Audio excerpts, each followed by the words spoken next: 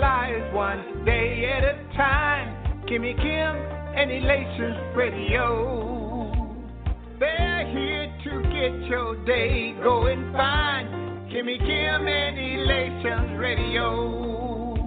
Kimmy Kim and Elations Radio. Kimmy Kim and Elations Radio. And here's your host, Miss Kim Robinson.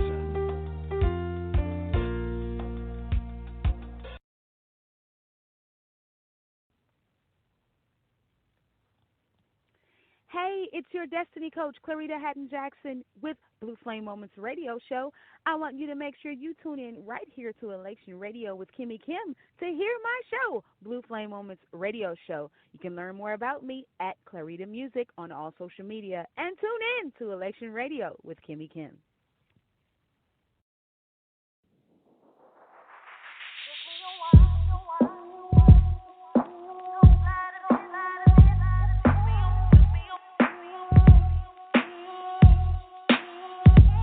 Me a while to get to this place. I'm so glad I'm in this space, accepting all my flaws, embracing authenticity, 'cause there's nobody quite like me. Oh, I like being me. Who I'm created to be, original, not the guy.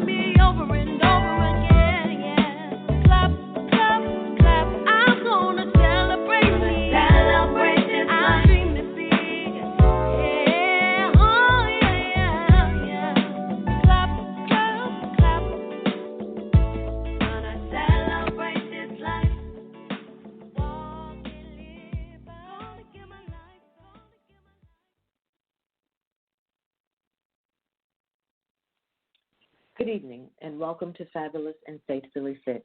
I'm Jaclyn Anthony. Tonight, my talk is about being physically healthy. And in observance of Breast Cancer Awareness Month, let me share this story. Josephine was a vibrant young woman. She was poised, verdant, highly educated, and pursuing her doctorate. Yet a follow-up visit to her doctor would rock her world. Her mammogram came back abnormal. The lump in her breast was part of her anatomy since puberty. The pediatrician said the lump would resolve itself and her mom should not worry. The pediatrician was wrong. The lump never resolved itself. Rather, it became cancer when Josephine was 28. According to the World Health Organization, physically healthy is a state of physical, mental, and social well-being, and not merely the absence of disease or infirmity.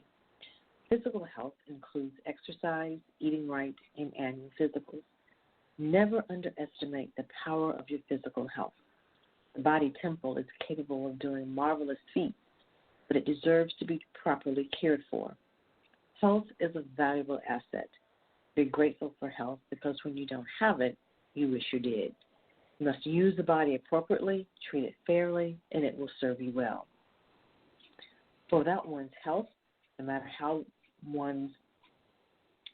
strong a person's mental capacity may be, physical weakness prevents much from being done. October is Breast Cancer Awareness Month, and the American Cancer Society's estimates for breast cancer in the United States for 2019 indicated that about 268,000 new cases of invasive breast cancer will be diagnosed in women. About 62,000 new cases of carcinoma in situ will be diagnosed. That is what is called non-invasive cancer, and it's the earliest form of breast cancer. About 41,000 women will die from breast cancer. At this time, there are more than 3.1 million breast cancer survivors in the U.S., and this includes women still being treated and those who have completed treatment.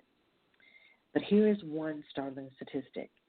Black women and white women get breast cancer at about the same rate, but black women die from breast cancer at a higher rate than white women. You probably know someone who is a survivor, or you, if you are not one yourself. I am a survivor. And one day, while moving my sister into her New York apartment, a still, small voice spoke to me. The voice was calm yet strong and powerful, and the voice instructed me to visit a doctor. I followed through on that guidance from that voice, and my obedience to that voice saved my life. Upon my return to Atlanta, I made an appointment to see a leading breast cancer surgeon, and from that point, events moved at lightning speed. After the initial Monday morning appointment, the surgery was scheduled for an outpatient basis for Friday of the same week. 2 weeks after the surgery, I received news that would change my life. I was diagnosed with breast cancer. I did not fall into any risk factors. There was no family history. I was not overweight. I was young and in good physical, mental, and emotional health. And the diagnosis, to say the least, was surprising. The lobectomy was followed by a second surgery to remove lymph nodes from under my right arm to ascertain whether the cancer had spread. It had not. I underwent radiation therapy for an hour a day, 5 days a week for 6 weeks. My right breast was red and sore from the radiation. Scar tissue formed in my right arm, and the sensation felt like my arm was literally tearing from my shoulder to my fingertips. I was fatigued and constantly felt the urge to sleep. The metallic taste in my mouth caused by the radiation was satisfied only by a Wendy's Dream Bacon Cheeseburger. The prognosis for my full recovery was excellent because of the early diagnosis. Nevertheless, I had breast cancer. I had not experienced a major illness before the breast cancer diagnosis. I was scared. I was anxious. I was alone, but not lonely. My faith and family were sources of strength. My Aunt Joyce, who was a physical therapist, designed my physical therapy program. My Aunt Waddell kept check on my medicine and my overall physical condition. My mother did what all loving mothers do who are caring for sick children, and my faith sustained me. I initially questioned God, asking, why me? Then I realized, why not me? What made me so special that I would be exempt from this kind of adversity? Then I concluded that it was not the adversity, but how I chose to handle the adversity that would be crucial to my recovery. I chose not to give in to the disease. I chose life. I chose to live and move forward with purpose and persistence. I chose to be courageous and stand strong in my faith. I chose to complete my doctorate, which I was working on when the diagnosis was made. I chose to help others by giving my time to the American Cancer Society. I chose to share my story in private and in intimate settings. The diagnosis taught me some valuable lessons. I learned that my womanhood lies not in my breast or physical appearance, but in my mind, my heart, and my soul. What I thought was important no longer had much meaning. By rushing to meetings that did not start on time or committing to activities that did not satisfy my need for good, my speed and urgency to accomplish the non-urgent and unimportant ceased. I also learned that what mattered were family and friendships, along with my health, my peace of mind, and most important, my relationship with God. The voice I heard that day in New York is the same voice that I hear today, guiding me in every step of my life. The voice that saved my life that day. It still saves my life today. My second journey began in July 2006, when a routine mammogram revealed abnormal results. Microcalcifications were detected in my right breast. I underwent a biopsy to rule out cancer. The results were positive. I got second and third opinions. Yet each time the diagnosis and prognosis were the same, and each time the door was closed to the alternative treatment options I was seeking. At age 44, my life was much different when I was in my 20s. I was now 4 years into my marriage and the mother of a 3-year-old son. With all the trappings of my God-given material wealth and success, a beautiful home, a family, a business, I had everything to live for. Yet the shock of the second diagnosis was enough to send me into a tailspin. This time, my reaction was much different than the first. Rather than forge full speed ahead with a decision, I struggled for almost a year with a decision that would be right for me. I had been scarred with breast cancer before, and at that time I had the energy, the physical stamina, and the emotional and mental wherewithal to fight. I refused to die.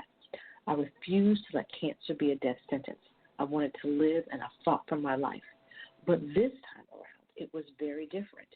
I was angry at God, and I told him very boldly that if I was to endure cancer again, then he would have to carry me. I did not have the will to climb the mountain that was standing in my path.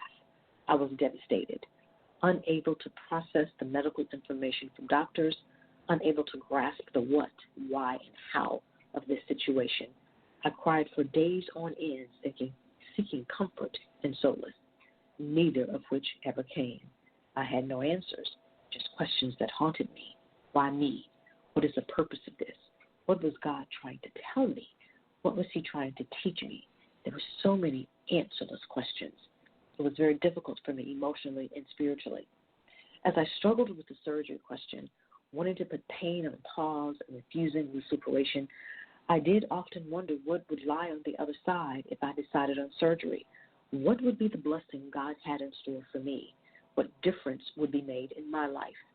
Of course, God does not reveal all his plans to his children, so I received no immediate response.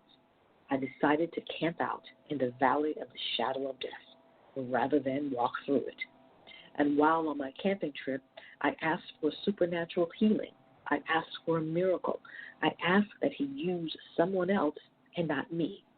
I asked for the cup to pass from me. And he said, drink from the cup. And what a bitter cup it was.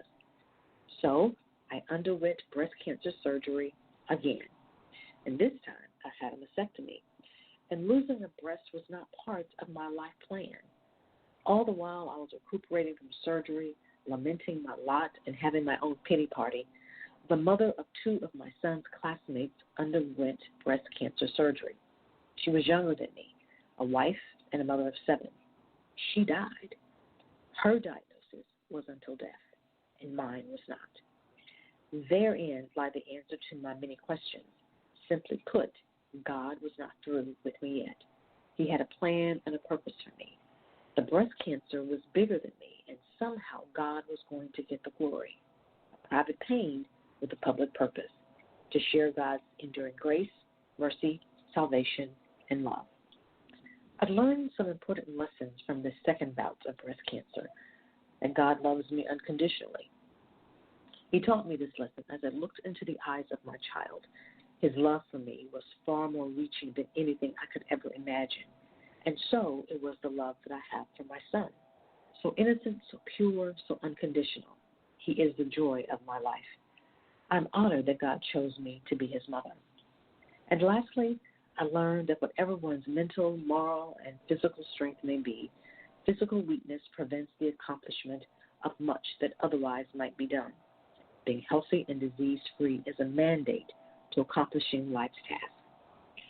For some breast cancer survivors, it's the end of the story. For others, it's the beginning of life. For some who are privileged to join the Second Time Arounders Club, life takes an increasingly more significance.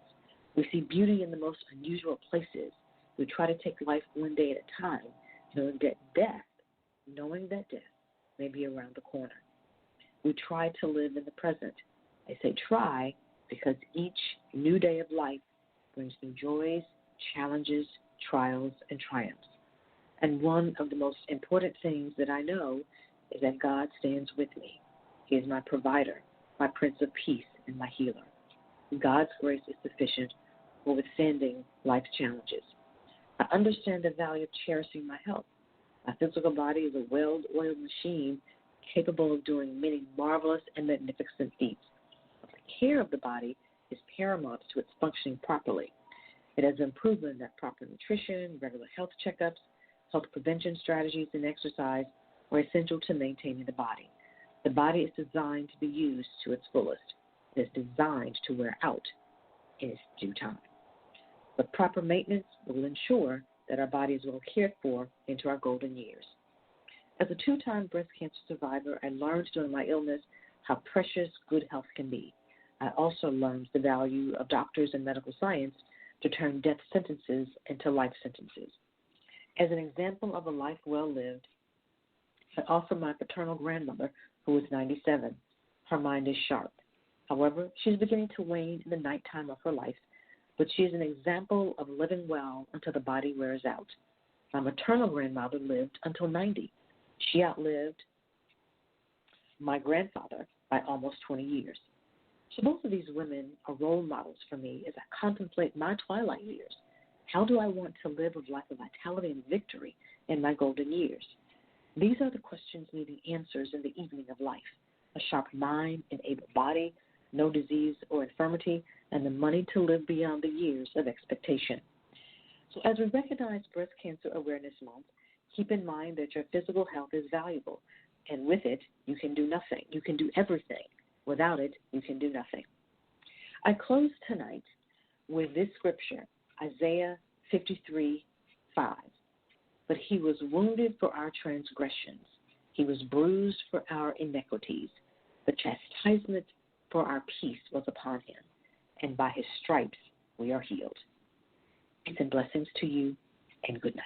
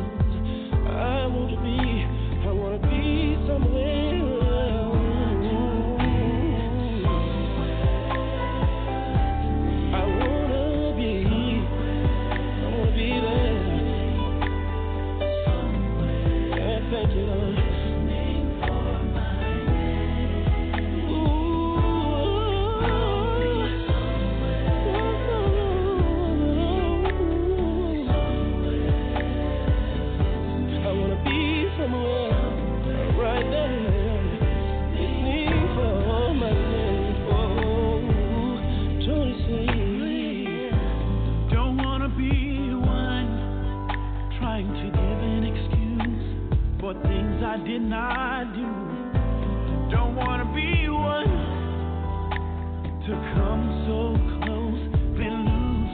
No, Lord, I've got to be ready when the Lord comes back again.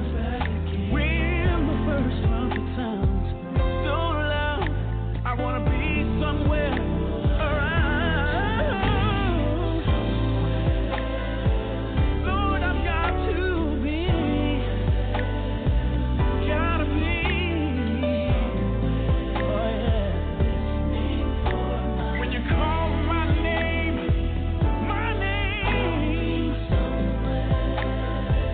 Lord, I want to be, gotta be. Oh yeah. Listen for my name. I don't know when the Lord shall come back, chaining guesses. I do know every tongue will confess and every knee shall bow. I won't be caught hoping. Oh no, don't have time for wishing. I've gotta live right and do right so I can be somewhere listening. Whoa, I just wanna be there. Oh, Lord, will you let me be?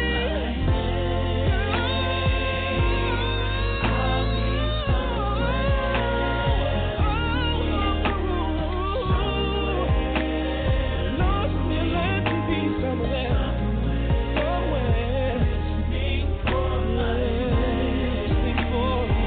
name, somewhere listening, somewhere listening, somewhere listening for my name.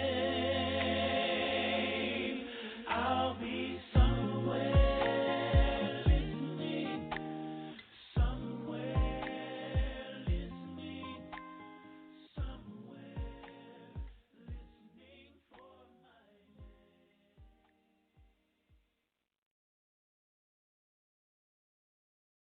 name.